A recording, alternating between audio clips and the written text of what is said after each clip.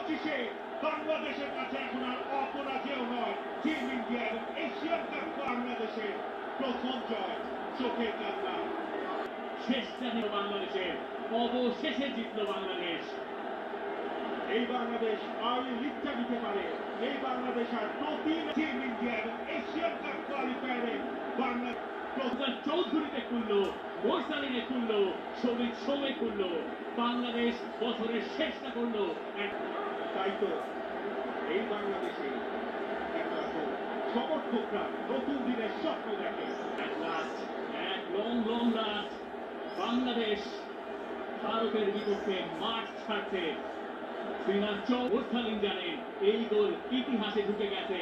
এখনই জামালের মুখে তবুও হাসি, এই দলের অধিনায়ক তিনি, আর হামজাকে গোলে তুলে ধরে 1-0 করে হারিয়ে 2003 ফিরে এলো। 2025-এ বাংলাদেশের কাছে এখন আর